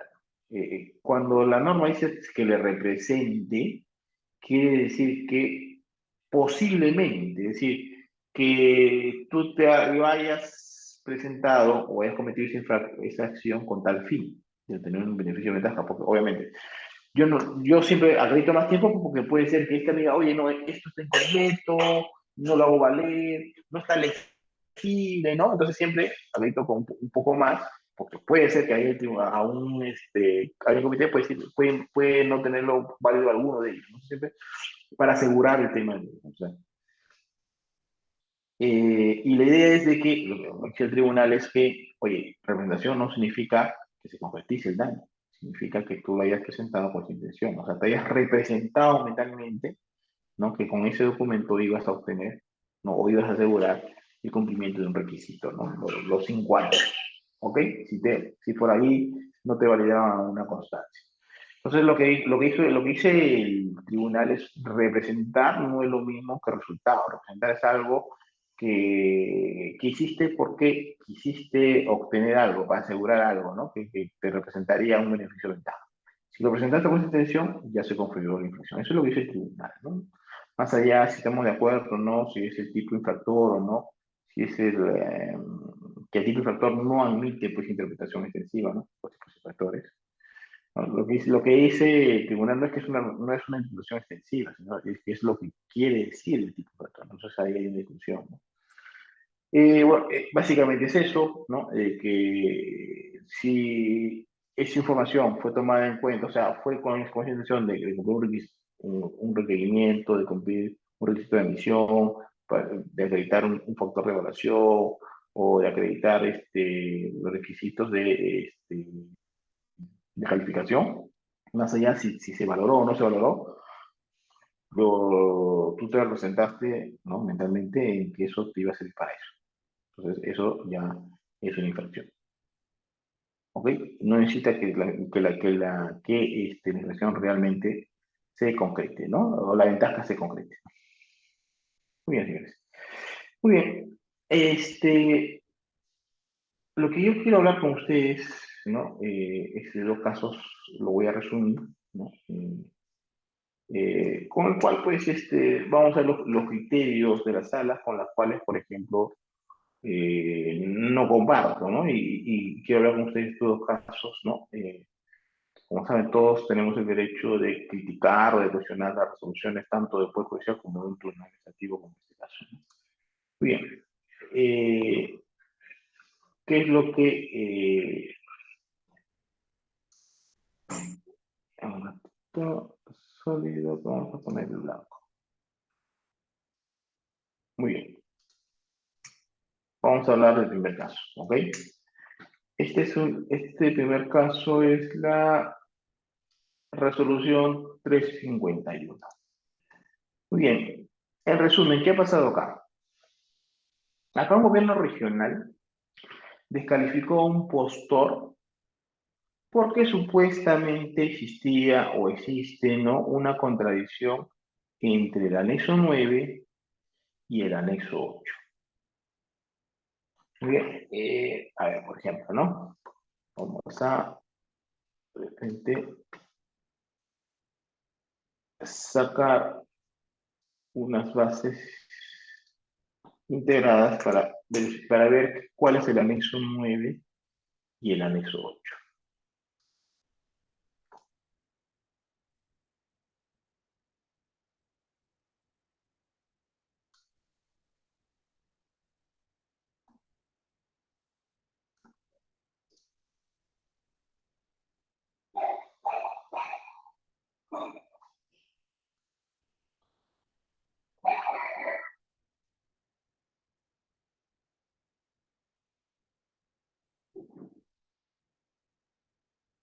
Muy bien, base estándar, contratación de ejecución de obra.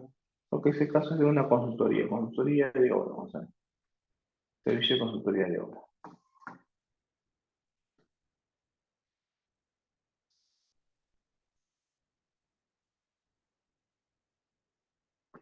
Muy bien. ¿Cuál es el anexo 9 y el anexo 8? Muy bien.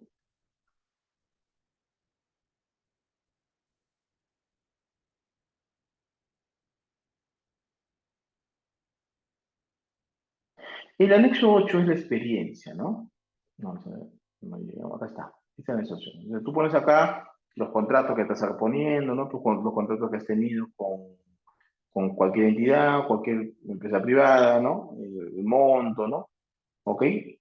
Este es un consorcio, vamos a poner A y B, donde se juntó 10 experiencias, 10 contratos de los integrantes del consorcio, de A y de B, ¿no?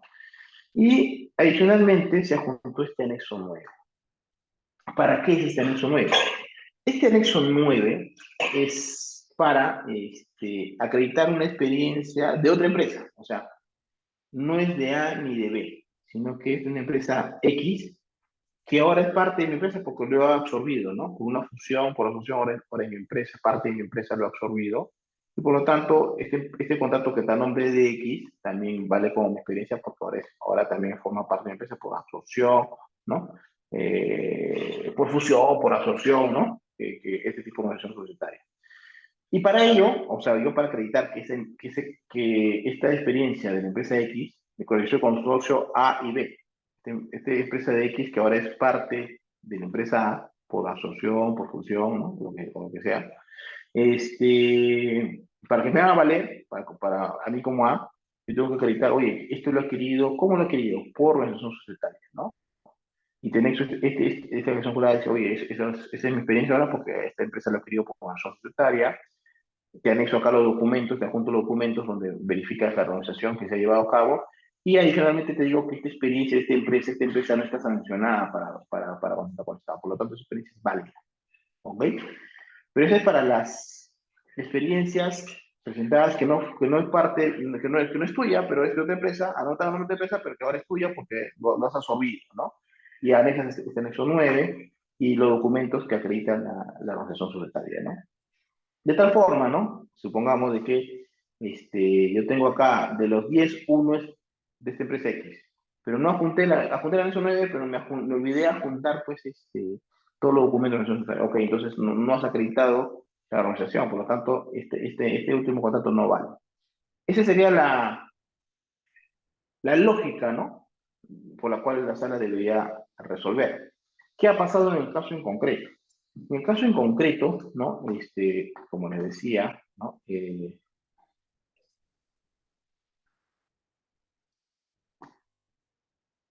El consorcio A y B, ¿no? A y B, el consorcio, en el anexo 8, ¿no? En el anexo 8 había presentado 10 contratos, ¿no? De A y de B, distintamente, ¿no? A y B, ¿ok? 10. Y aparte presentó un anexo 9 que decía que la experiencia era por organización societaria, ¿ok? Pero no, nada, simplemente llenó la anexo 9, pero no juntó ningún documento, porque no había ninguna experiencia, o sea, ninguna experiencia era de otra empresa por organización societaria. Pero como presentó este anexo 9, ¿qué dijo qué dijo el comité que ha sido ratificado por el tribunal, ¿no? La verdad, que no sé cómo. Dice, oye, como acá tú has presentado, has dicho que tu experiencia es por organización societaria, y yo no encuentro ninguna por organización societaria, todos son de A y de B, del consorcio, no, no, hay contradicción, no vale ninguna, pues, no vale ninguna. Cero, cero en experiencia. Oye, pero estos 10 contratos son míos. Entonces, sí, pero hay contradicción. Pues tú me dices tu experiencia de MESO 9, yo no veo ninguna experiencia por organización. Hay contradicción. El anexo 9 puede invalidar toda tu experiencia pensada en el anexo 8. Definitivamente que no. Si tú, por ejemplo, el anexo 9 no adjunta todos los documentos de organización, si hay, por ejemplo, el contrato de X, esto no valdrá, pues, ¿no? Pero si no hay ninguna experiencia de organización, el anexo 9 no tiene por qué invalidar tu anexo 8. Bueno, el tribunal dijo eso, que esa contradicción, invalidaba toda la experiencia y finalmente sacó de competencia a la mejor oferta. Finalmente sacó de competencia a la mejor oferta. Por la supuesta contradicción. ¿No? Y que la supuesta contradicción invalidaba toda la experiencia de la misma. El común consorcio declaró la experiencia que delito con uso conductor centro absorbida como consecuencia del... Ok, pero toda tu experiencia, ninguna, todos son de consorcio. Pero como ha prestado el anexo 9, supuestamente había contradicción. Y esto supuestamente invalida toda la oferta. Definitivamente no entendemos el criterio del tribunal. Definitivamente. Muy bien. Eso es con respecto al primer caso. Otro, otra resolución, ¿no? Con la cual tampoco estamos de acuerdo, ¿no? Es esta de acá, ¿no? ¿Qué ha pasado acá? Este es un contrato derivado de un servicio de reciclado y recapeo de las pistas, mantenimiento, ¿no? De las pistas, sacar de la pista y volverlo a fresar, ¿no? Entonces, ok, entonces es el mantenimiento de pistas. Eh, Eso no es una obra. ¿Por qué eso no es una obra? El reglamento de evaluaciones dice que para ser considerado obra se necesita tres elementos. La actividad de construir, reconstruir, remodelar, edificar, ¿no? Todo eso que se hace en una obra, que tenga expediente técnico y que tenga supervisión técnica. Tiene que tener dos elementos para ser considerados obra. Este servicio de recapeo, fresado de las pistas de mantenimiento no tiene expediente técnico, porque simplemente la pista está hecha, simplemente es el mantenimiento. Entonces, como no tiene expediente técnico, no es considerado obra, sino un servicio. ¿Perfecto? Ok. Entonces, ¿qué base voy a usar? La base de servicio. Eh, Sin embargo, como es un servicio sobre una obra ya previamente realizada, muchas veces lo que se pide, ¿no? Es por ejemplo, es el tema de, no se le llama residente porque no es obra, ¿no? De un ingeniero a cargo, ¿no? Del servicio, ingeniero a cargo del servicio. Y en este caso se pidió como experiencia, por ejemplo, que esté a cargo de estos servicios de mantenimiento o que haya sido residente en las obras viales, ¿no? Como se hace por primera vez, sí es obra, ¿no? Porque tiene expediente técnico, supervisión y se hace la pista. Entonces, la experiencia que te pide como jefe de este servicio de mantenimiento es como jefe de servicio de mantenimiento o como residente en obras viales. ¿Qué había pasado en este caso? En este caso, un postor, ¿no? Había, como te permitía el tema de la experiencia, no solamente como jefe de estos servicios de supervisión, sino también como residente de este tipo de obras viales. También te puede hacer como experiencia para ocupar el cargo de este jefe, ¿no? De este servicio de supervisión, del servicio de mantenimiento, fresado, rampeo, de pistas. Entonces presentó en su oferta a un ingeniero, ¿ok? Pero el ingeniero te tocó como experiencia como residente en este tipo de obras viales. Pero dentro de su experiencia había dos constancias en las cuales había traslape. Traslape es este, ¿no? Periodos que se traslapan, que se superponen uno con otro. Y para un residente esto no es posible. No es posible, y más que eso no es posible, no es reconocido por la norma. No reconocido por la ley. ¿Qué dice la norma? La norma dice, si hay esto para un residente o supervisor, ¿no? ¿Por qué? Porque, porque,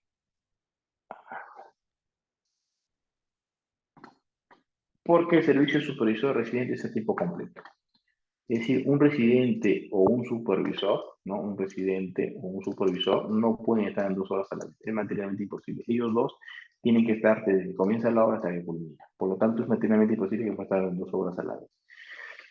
Entonces, cuando hay estos traslapes, ¿qué pasa con esta experiencia? No vale, no válida. No vale ninguna. Y es más, se le iniciaba un sancionador. ¿Por qué?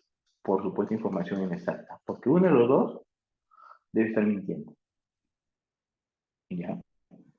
Eso está claro, por ejemplo, en unas bases de obra, ¿no? Por ejemplo, vamos a buscar acá eh, traslape, traslape. Acá está. ¿Bien? ¿Qué dice traslape? Dice, no obstante, presentarse periodos traslapados de supervisor, ¿no? Supervisor o residente también, en este caso, ¿ok? Ah, es que este es consultoría. Ok, este es el que usted. En obras también igual. Residente, supervisor, dice, los dos no pueden ser periodos traslapados. No se considera ninguna experiencia acreditada. ¿Ya? No se acredita. O sea, ni para el supervisor ni para el residente. Esta es una base de una consultoría, por lo tanto, es supervisor. Pero en una obra, en caso de residentes, no se considera. No es válido. Realmente no es posible. No es reconocido por los organismos jurídicos. ¿Qué ha pasado en el caso en concreto? Ya. En el caso en concreto, como les digo, las bases usadas es por un servicio una base de un servicio, ¿no? Desde el mantenimiento de estas pistas. Muy bien. ¿Qué dice las bases de servicio, no de obras, ¿no? De servicios? ¿Qué dice las bases de servicio, no de obras? Vamos a ver, bases de servicios en general. Muy bien. Las bases de servicio en general dice, por ejemplo, ¿qué dice sobre traslado? De servicios, ¿ah? No de obras. Ya. A ver, dice acá es válida. Pero a ver, ¿por qué es válida acá y acá? A ver. Señores, ¿qué cargo no puede repetirse? Residente y supervisor. No puede traslaparse residente y supervisor. ¿Qué otro cargo sí puede traslaparse? ¿Puede ser posible que un ingeniero, por ejemplo, sanitario se traslape? Sí, claro, porque él no tiene que estar desde que comience hasta que termine todos los días de la obra. Por ejemplo, un ingeniero sanitario sí es posible que tenga una obra y no toda a la vez, porque no está permanente en la obra. ¿Ok? ¿Y qué pasa en este caso? Bueno, lo que yo para sumar experiencia no sumo el periodo traslapado, solamente acá. Esta es la experiencia.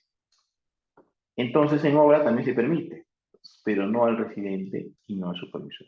Si ocurre esto, no es válida. No se valida ninguno y se le dice un sancionador porque posiblemente haya cometido una infracción de Bien, obviamente en el tema de, ¿dónde está? Sí, en el tema de servicios, no se pone en el caso de supervisor ni residente, porque no es una obra. Entonces, cualquier otro traslape, por ejemplo, como jefe, no sé, pues, de un servicio, si se traslapa, normal, simplemente no te considero 2 veces el periodo de traslapado, pero ahí sí es válida tu experiencia. Muy bien, como yo he usado estas bases, ¿qué dijo el tribunal? Dijo, oye, como mi directiva me dice que el traslape sí es válido, lo valido. Pero la directiva es de un concurso donde no se pone en el supuesto de que tú estés acreditando experiencia como residente o supervisor. Esas experiencias de la paz no son válidas por el ordenamiento jurídico. Es más, pues, el reglamento no las permite.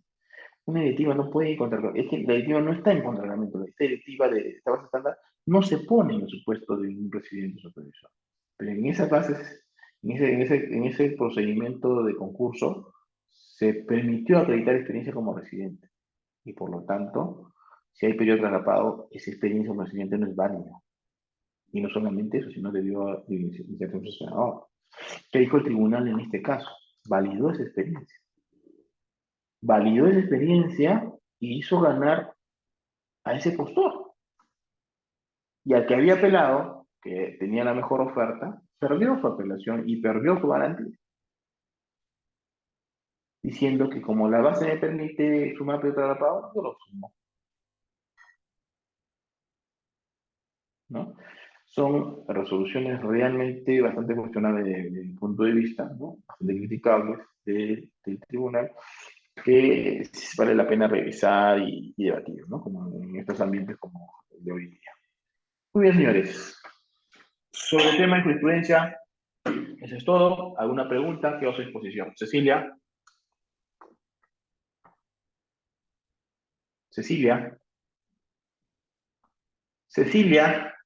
Sí, doctor, buenas noches. Cecilia. Muchísimas gracias, Cecilia, ya terminamos. ¿Ya? ¿Alguna pregunta? computadora. ¿Alguna ¿Alguna pregunta, por pregunta? favor, pueden prender sus micros?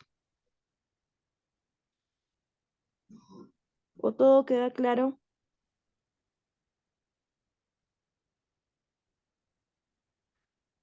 ¿Algún Doctor, caso de repente? Doctor, si fuera tan amable, ¿qué hice? A ver, creo que no hay preguntas. ¿Quieres las resoluciones? ¿Vania? Ya, Vania, no hay problema, es público. Te doy el número de resolución. Te doy el número de resolución, porque es información pública. O sea, eso está colgado. Las resoluciones del tribunal se cuelgan. Una es el 24-13 de 2020 de la sala 3, 24-13 de 2020 de sala 3, y la otra es el 33-51 de 2022 de la sala 1. Son, son públicas, ¿no? Porque las cuelgan siempre, todas las resoluciones del... A ver, déjame ver si ahorita te las... Ajá, esta es una, que lo puedes publicar en el internet, son públicas, no hay problema. Y la otra resolución es esta la que te voy a pasar, para que la puedas bajar del internet. Ahí están las dos resoluciones que hemos comentado, Vale. Pero cualquier pregunta puedes hacerla ahora, aprovechar, Vale, que todavía tenemos unos minutos. Pueden activar sus micros.